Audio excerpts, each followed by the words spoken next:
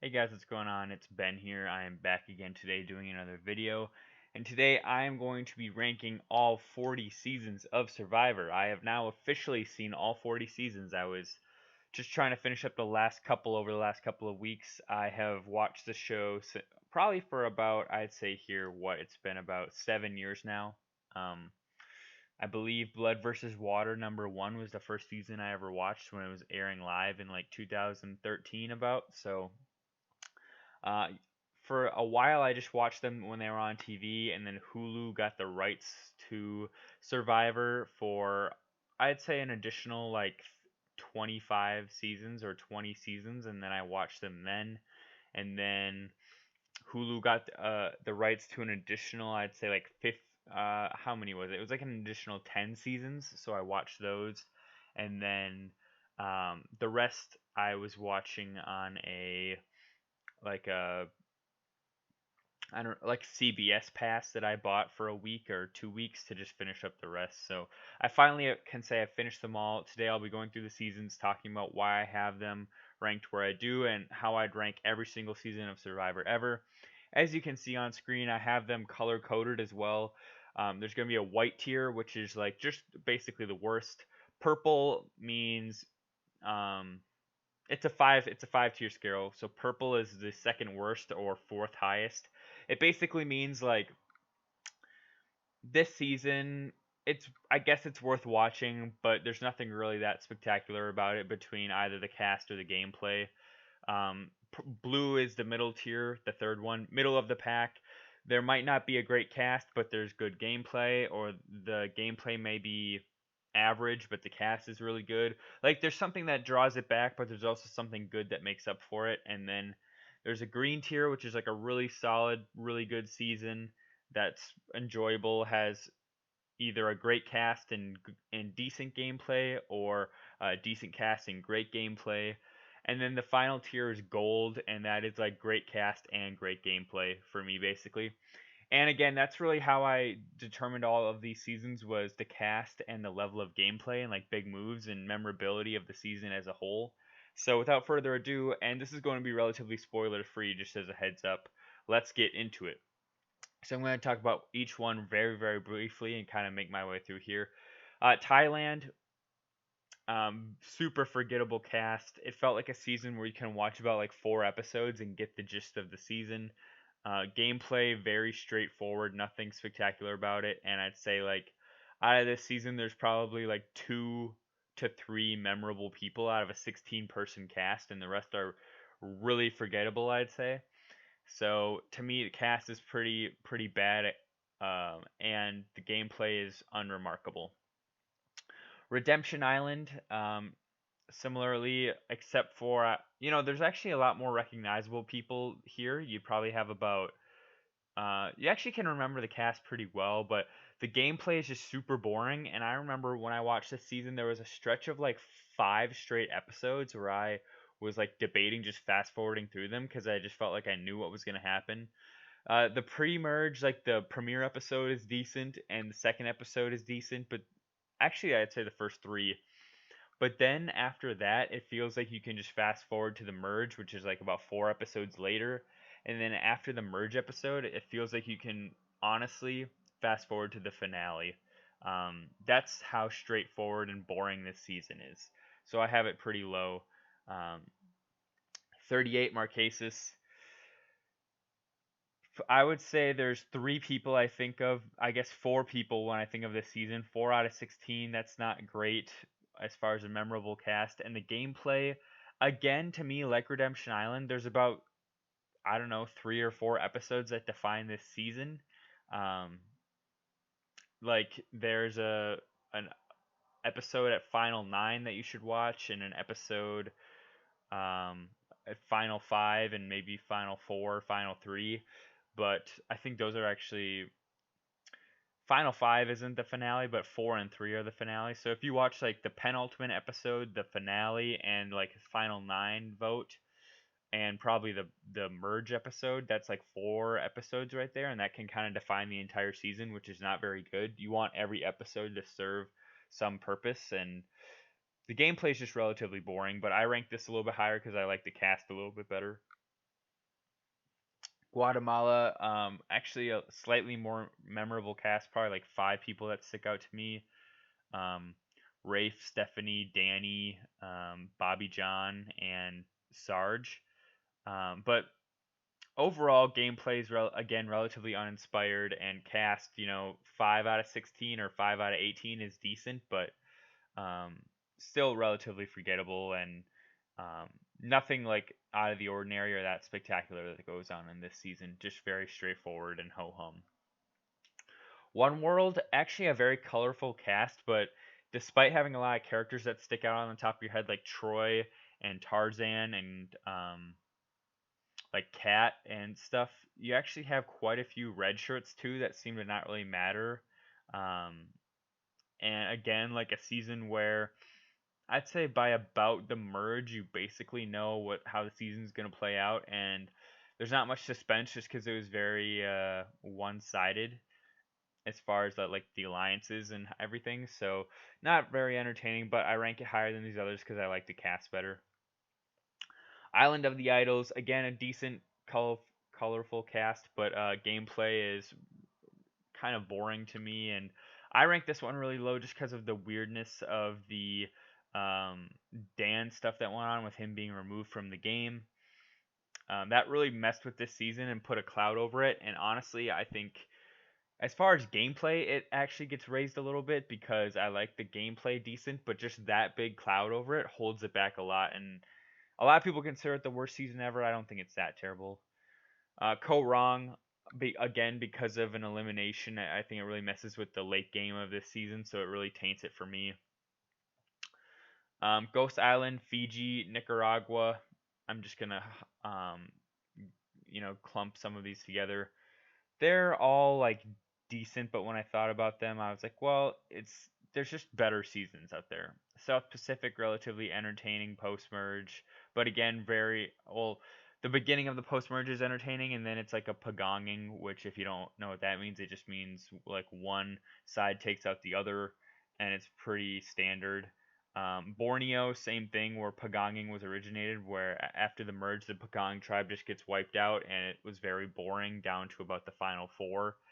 Palau, really great pre-merge actually, but post-merge, again, not that compelling.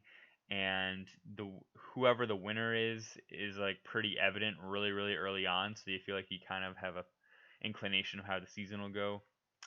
27 Heroes, Healers, Hustlers. Um, Again, it feels like based on the edit, the winner was very obvious, and because of the twist at the final four, I know this shouldn't mark off the whole season, but honestly, how a season ends is a huge part of it, and it was probably the worst twist or change or bailout or end to a season ever. And because of that, tons of people felt like they had a sour taste in their mouth at the end of it, so I did as well. I really was not a fan of how they ended that season, just with the twist of fire making being introduced that nobody knew about until Final Four. They should have told them at the beginning of the season, but it really shifted tons of the outcome of that season having that twist at that point. Uh, Vanuatu and Worlds Apart are very similar seasons to HHH as far as how everything plays out, and I just ranked the other two where I did based on liking the cast a bit more. Blue tier, again, I'd say this is kind of the middle tier. These are definitely worth watching, but just not as compelling as the ones above them. Edge of Extinction, super weird season, but likable. Amazon, good cast. Gameplay is a little all over the place. Sometimes great, sometimes unremarkable. Caramoan, very, very mixed cast, like some standouts and some flops, but gameplay can be interesting post merge with like the three amigos of Malcolm, Eddie, and Reynold, but besides that, pretty uninspired. 21 fans versus favorites, Micronesia. Again, like a pretty decent cast, but again, the gameplay is really spotty. Like at times, it's super entertaining. Like at the final five, obviously that's like a legendary tribal council and stuff, and a legendary episode of Survivor. But um, leading up to that, it's kind of standard, and after that, it's fine. But it's really like one episode that people think of when they think of that season, and the rest of the season as a whole like isn't that awesome or anything. Next, Millennial versus Gen X. Decent enough gameplay and all that, but nothing that really stood out to me all that much. Just a really standard, like decent season of Survivor. Next tier, Green. This is like seasons that I would call good, and like I enjoyed them quite a bit when I watched them, but they're just not like that god tier quite. Panama, or Exile Island, it kind of had like two names that season, so it was referenced both ways. Really, really great cast. Gameplay was average, but cast was phenomenal. Philippines, interesting, interesting pre-merge and post-merge, and also cast was really solid again. Blood versus Water 2, gameplay was pretty good. Cast was mixed, like some greats like Jeremy and Natalie were on this season who were really fun to watch. But a lot of really annoying people too, like Missy and Baylor and um, a lot of, I don't know. It was mixed. Like there were great people in the cast, but they were super frustrating people too. But gameplay was really solid, especially the merge. After the merge, it's pretty solid gameplay.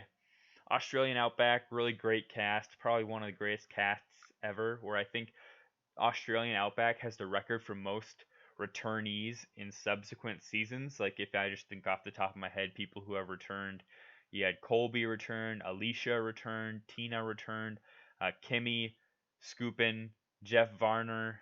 Um, there's more I'm even not thinking of right now. Um, yeah, I can't even think of all of them, but they're, oh, of course Amber returned, um, Jerry. Um, there's probably more I can't think of, but I think this is a season where I'm if I'm thinking correct, I think over half of the contestants on the season returned for a subsequent season, which is like by far the record. So yeah, great cast. Gameplay decent, but also really early on, so it's still a little bit more limited as far as like big moves and things like that. Cook Islands, um, similar to Outback, I really like the cast a lot, like between Parvati, Ozzy, Yule, um, Jonathan Penner, Candace. Those are all people who returned as well. Um, a lot of returnees, like Parvati's played 4 times now. Penner played 3 times.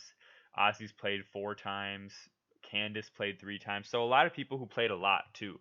Um, the only thing that holds this season back is there's a lot of red shirts. Like outside of Nate on the African American tribe, you can't really remember anybody else, honestly. Sundra, I guess, too. On the Hispanic tribe, you remember Ozzy and Billy, but nobody else. And on the Asian tribe, there's Cowboy, who's kind of out of it really early, and Yule and Becky, but the other two are pretty forgettable. Um, there's just a lot of forgettable people on this season. Just like one half of the cast is great, and the other half is very forgettable. Blood versus Water 1, really good cast, which is hard to do with fans or excuse me, with returning cast and their relatives. Like you take a lot of risk with inviting the relatives, but on this season the relatives were all relatively solid. Relatively solid. That's unintentional. Gameplay good enough too. Like somewhat predictable, but it only gets predictable I'd say after about the final 7, but up to that you don't really exactly know how it's gonna go. But it was a good season. And really the start of the rebirth of like Survivor as an awesome show. Like it had been kind of stumbling up until then for a little while after Heroes and Villains, but this is really when it picked back up. Game Changers, um, this season should honestly have been called Jeff Picks His Favorite Players to Return. It's got a really weird cast based on the theme of Game Changers because like Haley Ford never did anything in Survivor and she was considered a game changer. Same with Sierra Dawn Thomas. Um, Same with a few other people, but these were just people that either didn't get on second chance or that Jeff just likes a lot and he wanted to have back. But either way, an all returning player season is usually pretty compelling, so it gets that high just based on the cast, and the gameplay is relatively solid, so it goes in at here at 13.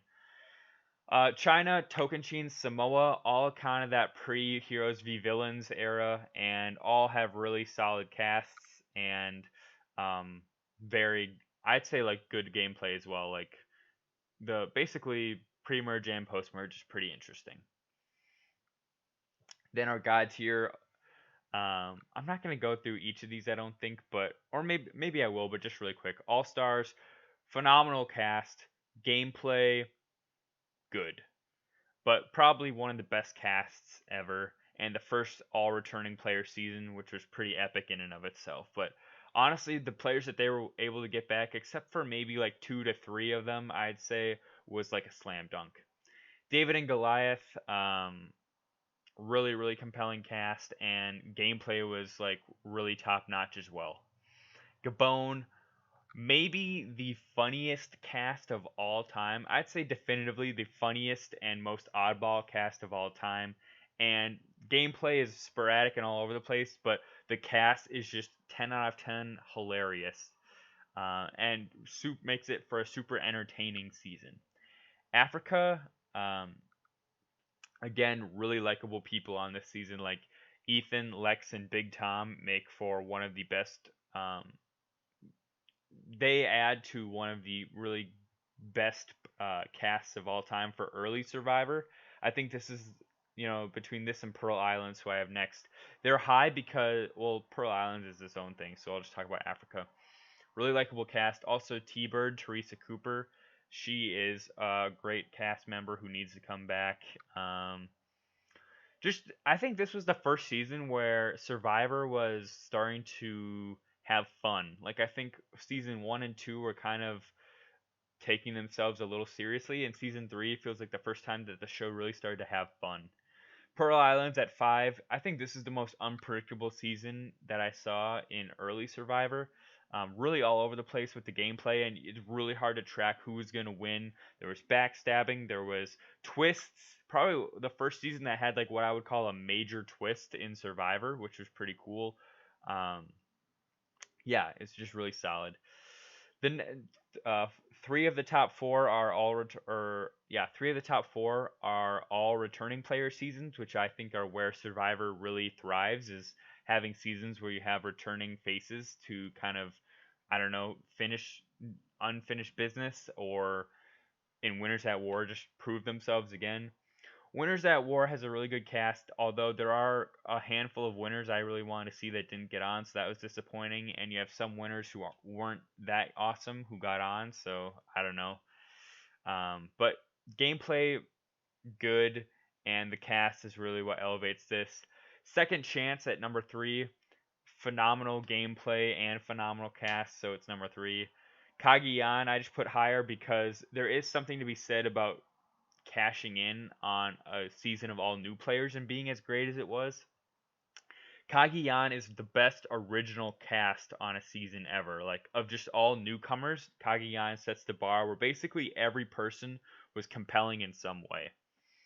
And then number 1, Heroes and Villains. The greatest cast I'd say we've ever seen on a Survivor season. Not I have, man, I don't even know what to say. It's just the best cast ever on a season of Survivor. Gameplay is good, not the best ever, I'd actually say, but just the cast is like, to me, far and away the best cast the show has ever had. Like by a wide margin. And so even though the game, I'd say Second Chance probably has the best gameplay ever, but I'd say Heroes versus Villains has such a superior cast to me that I put that at number 1. There you have it, guys. That's my list. Hope you enjoyed the video. Hope you check out some others on the channel, and I will see you next time. Bye.